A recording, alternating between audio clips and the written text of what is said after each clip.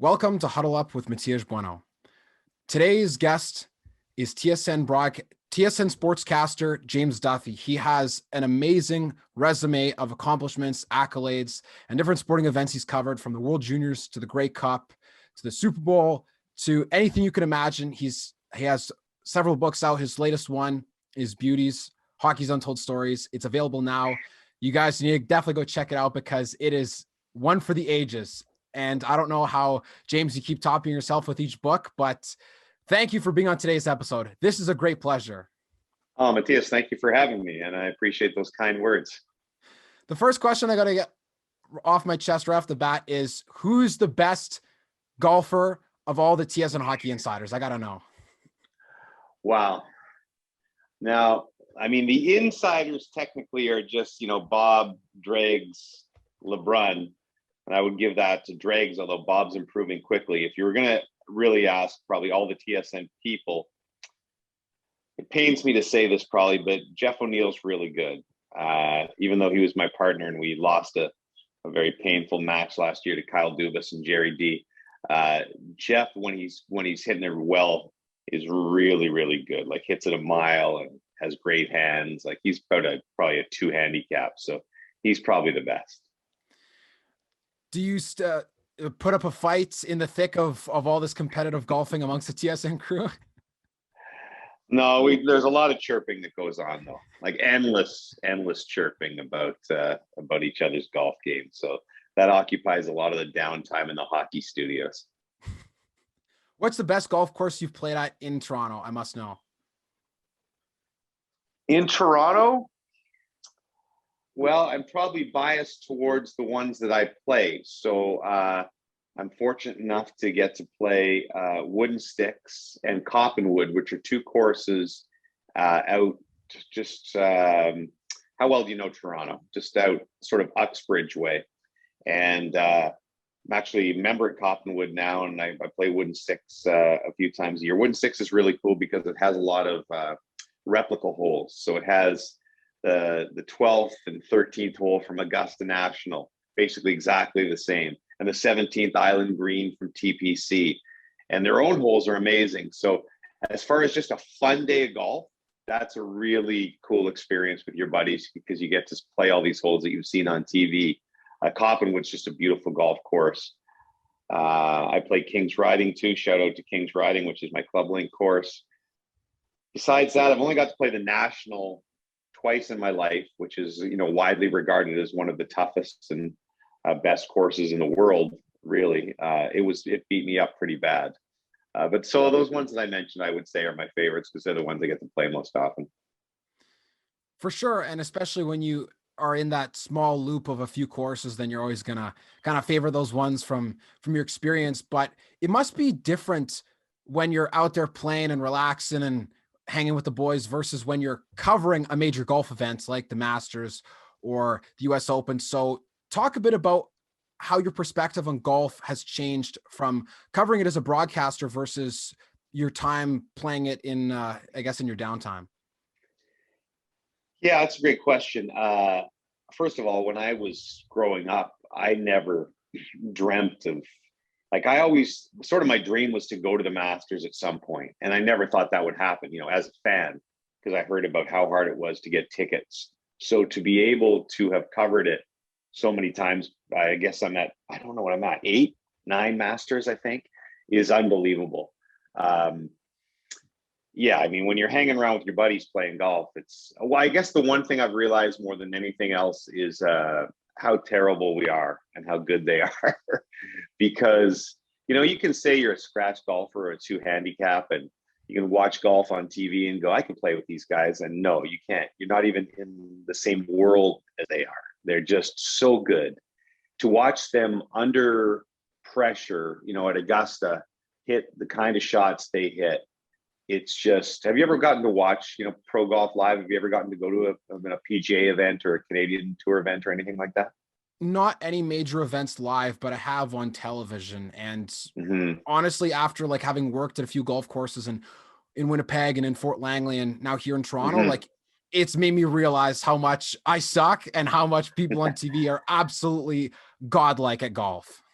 I can still remember the first time I ever got to see a pro golfer hit a ball was John Daly. I was working in Ottawa. I was probably around your age and just starting my career. And John Daly came and give an exhibit out at, I think it was Riedeview, one of the courses outside of Ottawa. And I'd never really seen like a pro hit a golf ball. And John Daly was in his prime then when he used to just crush it. And I can remember like the first drive he hit off the first tee. I couldn't believe it. You know, the ball just disappeared into the stratosphere. And that was my holy crap moment of how good these guys were. And then there was another one of those very similar situation with Chichi Rodriguez, you know, who was a legendary golfer from the day. He used to bring the sword out every time he made a putt. And Chichi did all these trick shots where he would stand on his golf ball and bury it into the ground. So you could only just see the top of the white. And then he'd take a 5-wood and just nail it 250 yards down the fairway. And I was, how could he possibly dig that out? And then he tried to collide two balls in the air. So he put two balls like 2 feet apart on the tee. And then he hit a high fade. And then right away went and hit a low hook. And he must have missed by 6 inches, 200 yards down the fairway. And he told us that he'd done it about 4 times where he'd hit these balls. And it just, to me, the mastery that these guys have, it just makes, you know, anytime you think you're getting good at golf, you realize how far you are away from these players. And especially for someone that's in a position like yours with covering many different high-level sports, I can only imagine how much your perspective on sports and professional sports, for that matter, has changed over the years, considering you started with TSN in 1998 and have been able to cover a wide variety of events, including the World Juniors. You've done stuff for the CFL with the Grey Cup. You covered the Super Bowl way back in the day and also have been able to work consistently in hockey. So what have been some of the things that have changed on how you watch sports now from having been so close with some of the best athletes in the world? I think first of all, I'm a little more forgiving than I would have been as a fan, and that most fans are, because when you're just a fan, I was the same as everybody else. You know, this guy's a bum. You know, he can't play. He hasn't scored in 9 games, or, you know, whatever. He went 1 for 13 from the 3-point line if it's basketball or whatever it may be. And seeing again just how talented they are and how hard it is to play whatever the game is, hockey, basketball, baseball, golf, football, at this level. And I think that works into my commentary, Matthias, is that I try, and I don't rip guys the way that I think as a host, you don't really do that as much anyway. It's sort of the analyst's job, but I'm very careful with criticism, which I think it's fair to criticize. These guys are paid a lot of money to do their job, but I'm really careful not to rip guys, just seeing how good they all are. I mean, the worst player in the NHL is an unbelievable hockey player, right?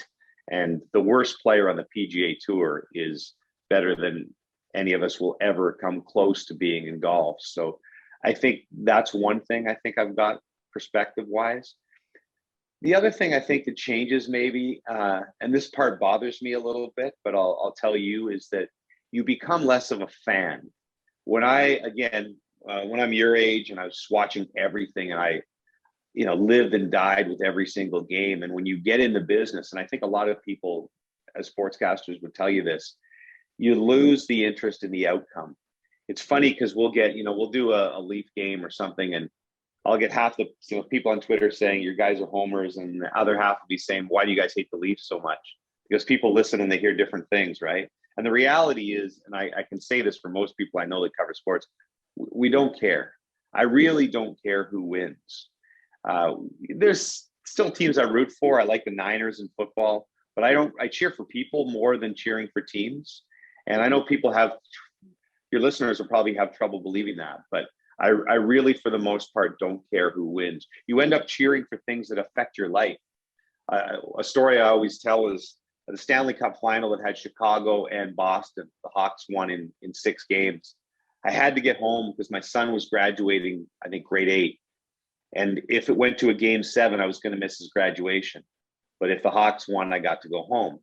So I was, quietly really cheering for Chicago to win. Sorry, Boston, just because my family needed me to get home because I needed to be there for my son. And the Hawks scored. The Hawks were losing, I think 1-0 or 2-1, and scored 2 goals in the last minute and 41 seconds and won the Stanley Cup. And I had never been so happy, right? And so I think that that's a part of the business I don't love, is that your passion for sports is not the same as the way it was. I still love watching all the games. I'm still incredibly fortunate to do the things I do, but I don't cheer the way I kind of miss what I was like at 20 or 25 when I was, living and dying with the Montreal Expos or some of my other favorite teams. And I'm not like that anymore. I've heard that from a few people, and I found it so interesting because from my perspective, if I'm watching, whether it's a Blue Bombers game or whether it's watching, a Jets game or whatever it may be, I always get so excited to see them win. Or I was at the Grey Cup this year, and Right. or I guess, or almost 2 years ago now, and I was so excited. My friends and I were going crazy, and I was kind of thinking as I start to feel myself more getting into the industry and like starting off, I'm like, there's a lot more objectivity to these events because you're just there to tell the story and not to play favorites, or as as Chris Cuthbert has in his bio, I do not cheer for nor against your team. And there's always people on Twitter saying, oh, well, you favor this team, you favor that team. But you really look at what he's done. I'm sure if I ever had a conversation with him and be like, well, can't imagine you get excited for one team winning or the other because you've been doing so many games for so long that just any game gets you excited. And I'm sure that anything about your job that gives you the opportunity to improve your craft is what matters. Right.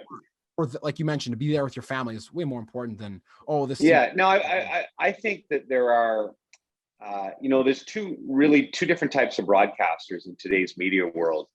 There's the local broadcaster or the regional broadcaster that covers only his team. Do you still have me here? Yeah.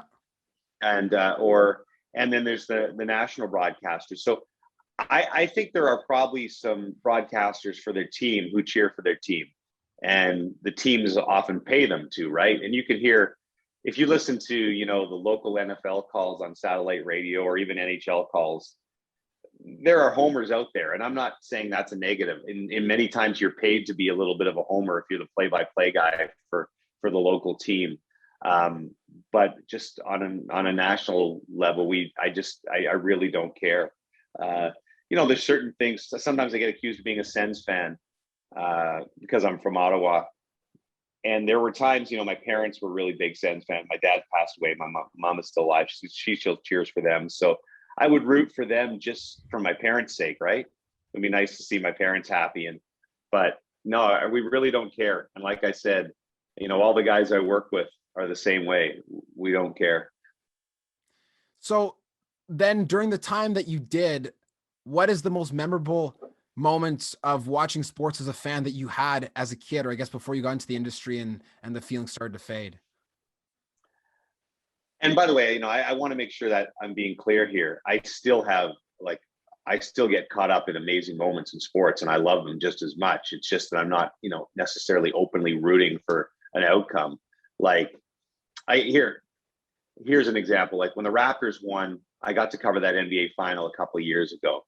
And I'll admit to you there, I was cheering for the Raptors because you are selfishly, you want to have that experience of covering an event like that. To cover a Canadian team winning the NBA title is, was really an amazing thing. And so I never let it float into my coverage, right? I try to be a neutral broadcaster in all my commentary and criticize Golden State and the Raptors equally. But behind the scenes, I remember as the clock was ticking down, I was nervous as a fan would be. So there's one of those few moments where it came back to me the way I was, when I was younger. Man, as a kid, I was a huge Expos fan, and some of my memories are awful. You'd be too young, but the Expos had a great team one year, and Rick 81 and made it to this close to the World Series, and Rick Monday hit a home run in ninth inning, and the Expos lost to the Dodgers, and I was, I think, maybe 16 years old and just crying my eyes out in my basement. On the flip side, I was a huge San Francisco 49ers fan, And so I got really lucky because they were my favorite team, and they won, 5 Super Bowls over a span of a decade, which was unbelievable. So their first Super Bowl was a really special moment for me. So moments like that, I think, are the ones that stick out. And, good Canadian moments. Donovan Bailey winning the 100 meters in Atlanta. Ben Johnson before that, until he got it stripped from him. There's a lot of great Olympic moments, I think, that are really special. The 87 Canada Cup, I was just a kid watching Gretzky to Lemieux for that goal. So, yeah, there's sort of your standard memories, I think, that everybody has. For sure. And even one that I think comes to mind that would be able to break the character of any sportscaster would be Sidney Crosby's golden goal, because how could you as a Canadian not be excited to see and to cover an event such as, he's Canada's hockey darling, scoring the game-winning goal after they blew the lead in regulation, in overtime, in Vancouver. I don't think there was a more perfect storybook ending to that gold medal for Canada than you could ever even just make up.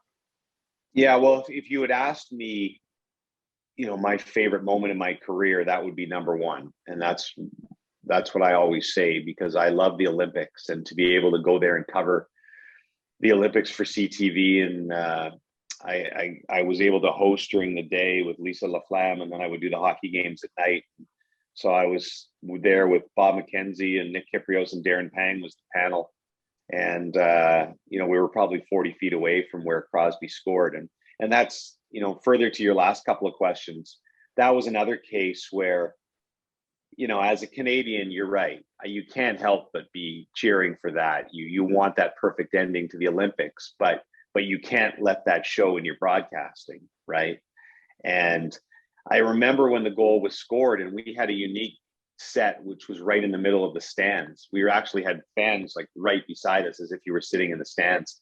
And, everybody went crazy. But it's a rule of broadcasting and journalism. I'm not allowed to go crazy. I can't jump up and down, and, I'm supposed to be a neutral broadcaster. But that was one of the tougher moments of my career. And I remember being really jealous of the people around me, throwing their beers and hugging and jumping up and down. And, you kind of wanted to do the same as a Canadian. But as a broadcaster, you have to go right into broadcast mode and say, okay, I'm going to be talking in about 5 minutes. And what am I going to say about this game and this gold medal and what it means to Canada? So you don't get to enjoy the moments maybe the way you would as a fan. For sure. And it's definitely tough because there's that natural element of you that really wants to get excited, or like you said, rifle your beer into the sky and just hug everyone sitting beside you. But at the end of the day, being able to articulate professionally what that moment meant for Team Canada, for the country as a whole, for the sport that so many Canadians love, can be an even better way to really captivate that moment. And especially, you mentioned loving the Olympics. There's no greater worldwide event in sport to cover than the Olympics. And I think that helps really bring people together, and to be on the scene there to witness it firsthand as a part of your job, I think just must be one of the luckiest things that you could ever have the opportunity in the world to do. Yeah. Like I said, I just, it was a real dream come true. And I don't think anything will match it in my career. I don't know how you could match it. If you think about those Olympics, and that hockey game, for instance, I think was watched by, 25 million people or something like that. There will never be, I would stake as much of a wager as you want, there will never be another event in Canadian history that has more people watching it. There's just not many people watch TV these days as there were back then. And it was basically 3/4 of the country or something was tuned into that. So yeah, there'll never be another sort of TV moment like that, I don't think, in Canada. Absolutely. And I think I speak for a lot of people when I say this. Everyone remembers where they were when Crosby scored. And that's just such a, it sounds cliche, but it was a shot heard around the world. And I guess at least for Canadians around the country, but definitely one of the most iconic moments that we've witnessed in Olympic hockey history. So I want to take it back a little bit to the beginning of your career and dive into how you got into working at TSN, and if sports broadcasting was your goal right from the get-go. Was it something that you had envisioned ever since you were young, or how did you really get into it and start your journey at TSN?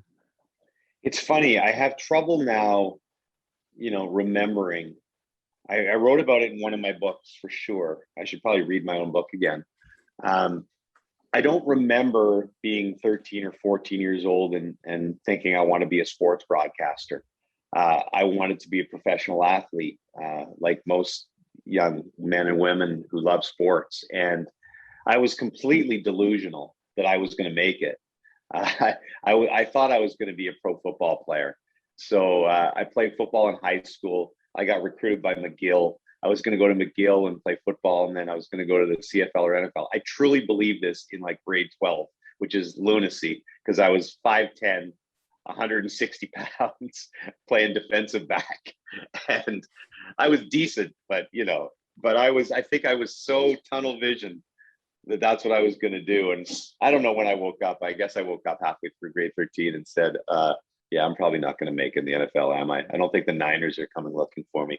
But I think along the way, through those years, I watched a ton of sports. And I don't know if you ever did this, but I think a lot of young sportscasters did. I would turn the volume down on the TV and do my own play-by-play. Did you ever do that growing up? Yeah, I definitely did that. And still, to this day, you watch these games, right? For sure. So, and you know what? It's not a bad thing to do for anybody. Whether you're, you could have been doing this business for 20, 30 years, but still the practice is nothing wrong with that. And so I would do that probably when I was 14 or 15 and do it on some NFL games and some NHL games. And, but I'm not sure it ever registered in me, hey, I want to be a broadcaster, because I remember sitting in the guidance counselor's office in high school and saying, I want to do something with sports. And she had this old school computer, because I'm an old guy, and typed in sports or whatever, and a few things came out: sports administration at Laurentian University, and journalism to be a sports broadcaster came up, but I think Carleton and Ryerson, and maybe sports marketing and phys ed, which is those were the things I applied to. And I had that. Sorry, I have 3 dogs jumping around, so if you see me moving around, I'm basically keeping them all happy at the same time. I was going to have that plan to go to McGill and play football, and I was going to become a gym teacher. And at the last second, I thought, you know what, I want to do something more. Like, I really want to be able to be at games. And so I chose journalism at Carleton. I thought that was my best route to become a sportscaster. And it was a long route. It did not happen overnight. I ended up being a news reporter for 6 years, covering murders and fires and politics and all those things, because there just weren't a lot of jobs in sports back then. And so it wasn't until I was, I think, 29 or I did some sportscasting in Ottawa for sure, but it wasn't until I was 29 or 30, I think, that the TSN called, and I sort of got my break and got a chance to do what I'd always wanted to do. It's so fascinating to hear about how you're able to navigate from working in generic news to getting to TSN. And I think that's one of the things that has become difficult, or at least well known in the industry, that things don't happen overnight. It's going to take time. Sometimes you may have to. Sometimes. Sorry, that's one of that. This is Hugo. Oh, hello, Hugo. He's the biggest pain in the ass. I have 3 of them, and he's constantly wanting me to throw the ball while I do these interviews. So sorry about that. Oh, no worries. No problem at all. Welcome to the show, Hugo. Yeah. He won't take questions.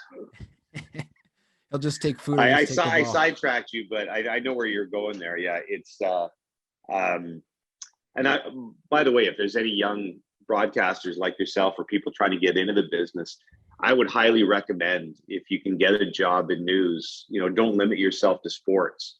I always wanted to do sports, but I truly believe that my years as a news reporter are the reason that I made it to TSN, that I would have never made it without doing that, because you got so much experience covering news. It was a different thing every single day, right? One day I'd be at a murder scene, or one day I'd be at a fire, or I'd be on Parliament Hill covering politics, or I'd be at a cow milking contest at some local fair in the country. And you got to learn so many different things, and it just made you a better interviewer, a better writer. And so I think when I got to sports and I got to TSN, I was much more prepared as far as writing ability.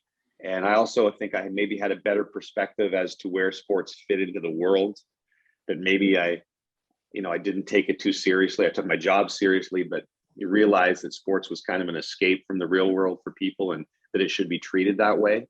And I think I've always carried that through my career, maybe. And I think that's helped me a little bit.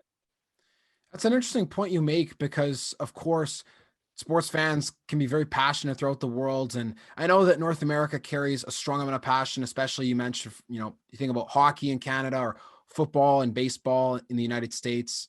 But growing up as a kid, soccer was my first true love for a sport. And with my parents being from Brazil and Portugal, I've been there and watched soccer games in both countries and know that some people, it can be larger than life, so to speak. And that's definitely something to try to keep in check as compared to what events happen in the news and what actually does happen in the real world. And that sports can be mainly that escape. So when you got into TSN, was it something that seemed otherworldly at the time, or was it just kind of like, oh, this is pretty cool, this is just another job? Because at the time it was still very young. Yeah, no, it was a big deal to me. So I was working in Ottawa, and the boss of TSN then happened to catch me doing a story about the Senators. The Senators had just started playing, I think, or just moved into their new rink in Canada. And I was doing a live hit for the local news show. And, the funny ways that breaks work in this business, he saw me doing a live hit and I guess liked something about me and called me to do an audition at TSN. And I still remember driving down there, like in the cab ride. It was this rainy day, 1997. And thinking on that cab ride as it pulled up to the station, like, this is it. You know what I mean? Like, if I screw this up, this is probably my one shot. Sportsnet wasn't around back then, and TSN was the network, and sort of where I'd always wanted to work for the last few years. And so that was a big moment. And I'm sitting on that desk, and I did pretty well. I was proud of myself. My audition went pretty well, but wasn't perfect. And what happened, I had another job offer in Vancouver. So TSN was kind of humming and hawing, and I had a deadline to either accept or turn down this job in Vancouver. And I called the guy at TSN, the boss, whose name is Keith Pelly, who actually runs the European Golf Tour now. And he said, you know what, I love you, but I got to give the job to Lisa Bose, who actually was one of the reporters at TSN. She's been here for a while, and it was an anchor job at SportsCenter. And, so I can't give you the job, but I really want to hire you. And I said, well, I'm moving to Vancouver, so I want to live out there for a while. So just do me a favor, give me a couple of years to live out there. And if something comes up, great. And he called me in 6 months and offered me a job hosting NBA and CFL on TSN. So it was kind of surreal, particularly the CFL part, because I'd grown up in Ottawa, going to Ottawa Rough Rider games with my dad. That was kind of the thing that my family did.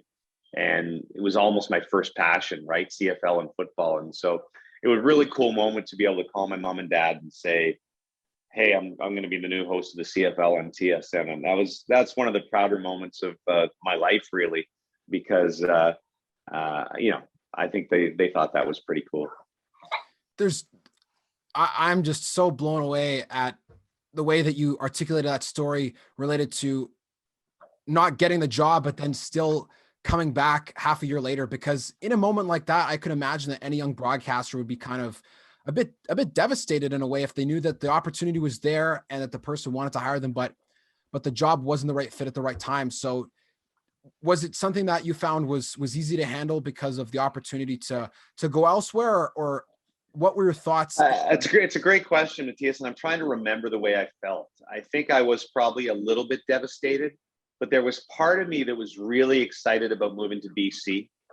I'd been in Ottawa so I'd probably been working at the same station in Ottawa for about 8 years, and had great experiences there in news and in sports. But I said to myself, it's actually a longer story, which I won't get into with you. Actually, I'll tell you really quickly. So, because it's a big part of my story, is that, so when I'm growing up in Ottawa, the local sportscaster was a guy named Brian Smith. Mm-hmm. And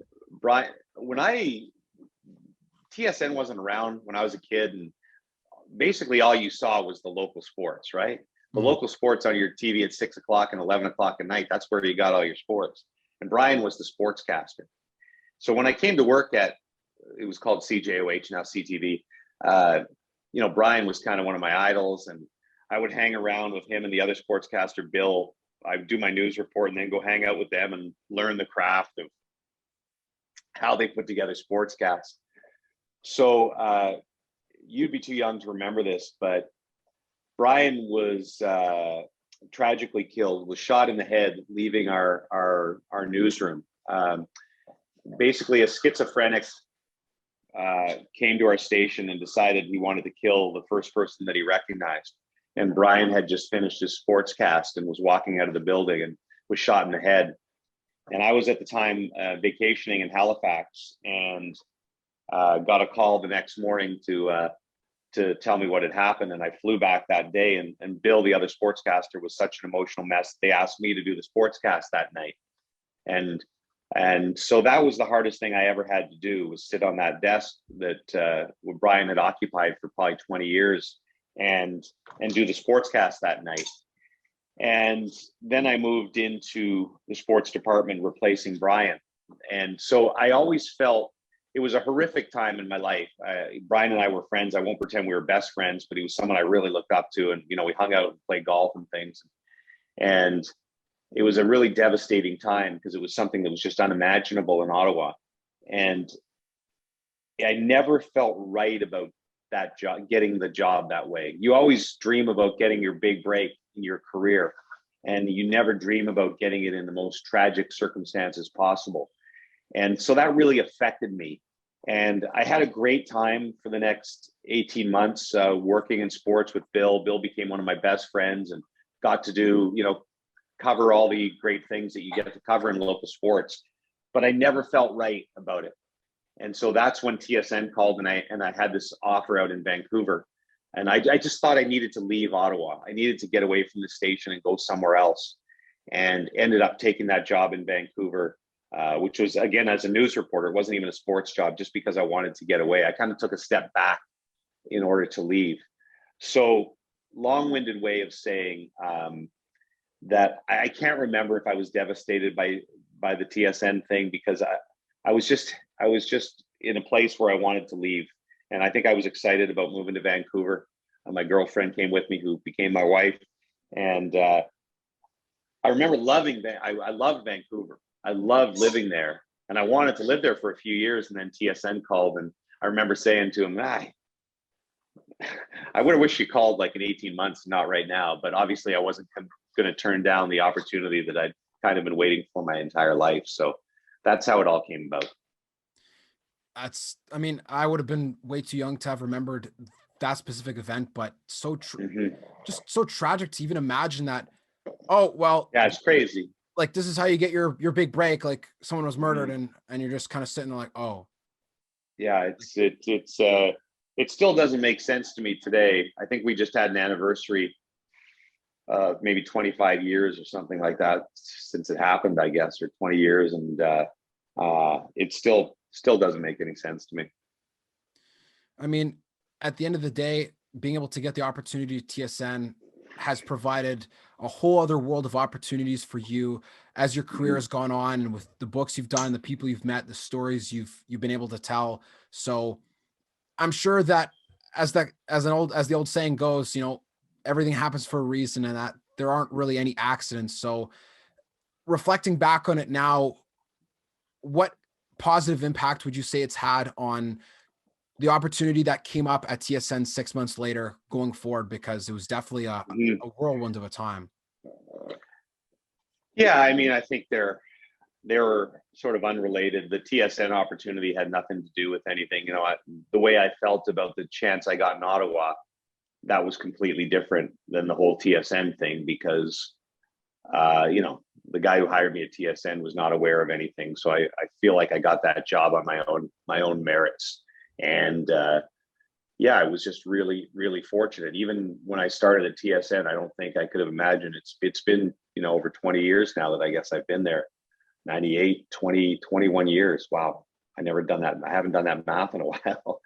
And, as you said off the top, the things that I've been able to cover from those early days of covering CFL and NBA, I broke in. I was hosting NBA the same time Vince Carter broke into the league. So I was at that slam dunk contest in Oakland, and still one of my favorite moments of my career, the electricity in that building. And then I got to do Sports Center with Duthie for a while, and then Rod Smith, who's one of my best friends, and then went on to get the hockey gig. And I've done that since then, but have as you say, been able to do Super Bowls and Grey Cups and Olympics and the Masters and NBA finals and things like that, which I'd certainly, back in those days in Ottawa when I was just starting out, would have never imagined that I would have had the opportunity to do all those things. So really cool. It's always crazy to think about how a series of events will unfold in life, and especially ones in which you're able to cover so many spectacular events. And as we're getting towards the end of the episode today, I wanted to ask you a few wrap-up questions, and some actually particularly related to some of these events. So you've covered the Grey Cup with the CFL, and we're on the original panel way back in the day. So since your time working at TSN, what's the best Grey Cup, in your opinion, that has ever happened? Okay, so I'm going to contradict a little bit when we were talking about being a fan earlier. This will be a bit of a self-interest answer.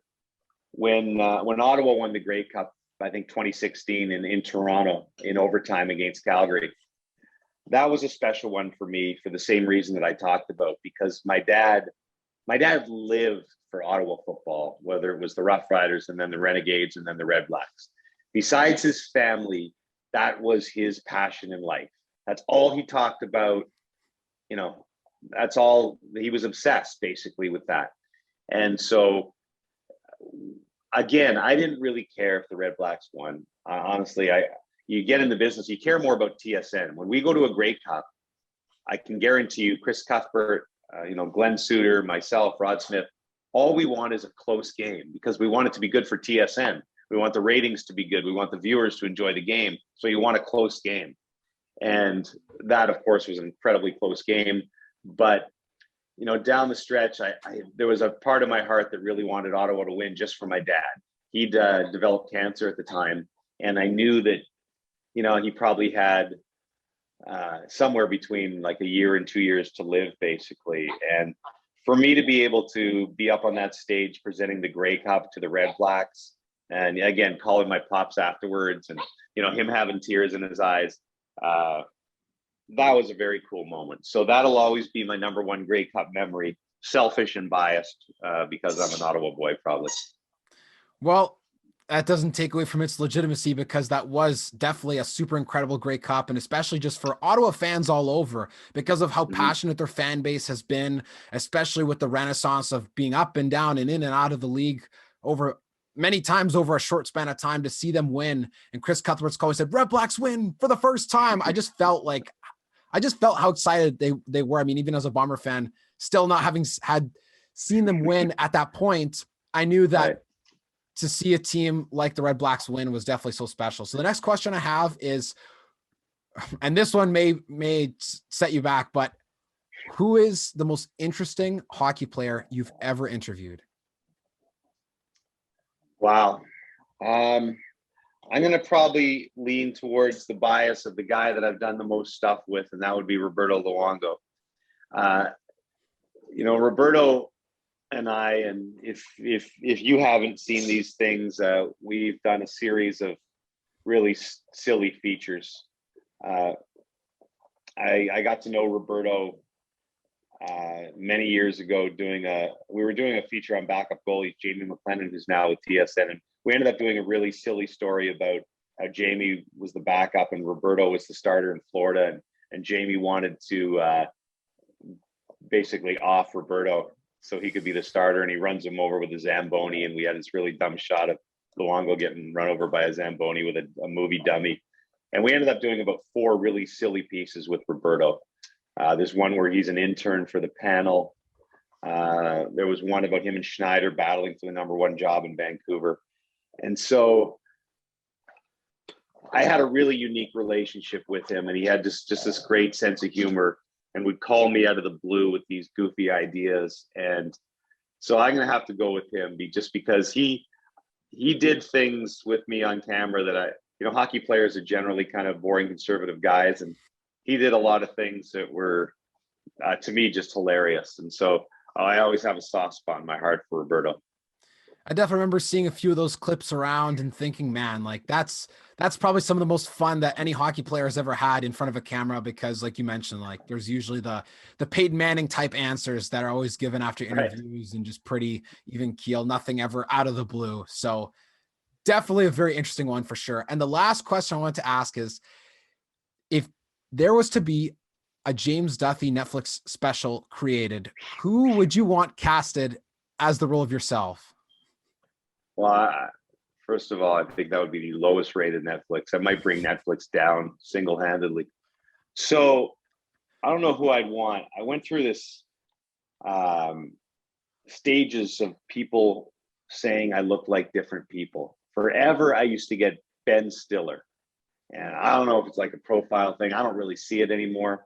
But maybe there was a time in my life I looked like Ben Stiller, or certain frames of Ben Stiller. I used to get it a ton. And then it went to Seth Meyers, the late night show, which I guess there's a little bit of that. More than anything else now, I get Ed Helms, Andy Bernard from The Office, which I don't think this is necessarily trending in a good way, Matthias. I never get Brad Pitt or George Clooney, but I'm very self-aware of my looks. So I guess it's going to have to be Ed Helms is going to have to play me, right? I don't get a choice in casting. It's super funny you say that, because before we started recording, I was like, I was seeing people post about The Office because of its, I think, 15 or whatever year anniversary of the show, its original air date. Right. And I was like, man, like, Ed, he kind of looks like James Duthie. Like they kind of look like each other. It's kind of weird. And so when you're going through the names, I was like, if he says this is going to be kind of crazy. So, I mean, definitely, I think that one is the most similar looking in terms of like the ones you listed. But I mean, you also could just say, no, I want George Clooney because, he's got to match my great looks. There's some times I've been out in public, right? And, whatever, I'm a Z-grade celebrity, a Canadian cable broadcaster, but, people recognize you, particularly in Canada. But sometimes it's really awkward. You have people like, you'd be in a bar, a couple of girls are looking at you and smiling, and you're like, yeah, that's me. It's guy from TSN. No, you're Andy Bernard, right? And I'm like, oh, that's right. I have no clue who I am. Well, I mean, at least it makes sense in terms of people's recognizability of The Office, but it's definitely, I'm sure, a very, when you get the, oh, who do you look like? And someone says, oh, you look like this person. You don't think so. You're like, oh, well, I guess so. Exactly. Well, James, with that, I want to thank you for having been on today's episode. It was such an awesome time to talk funny stories, to talk about your entrance into the industry, and to chat about some of the great events that you've been able to cover over the course of your career. It was definitely super insightful, and I really, really enjoyed it. Really appreciated the time and all the questions, but it was fun going down memory lane with you. Well, thank you for listening to today's episode with TSN sportscaster James Duthie.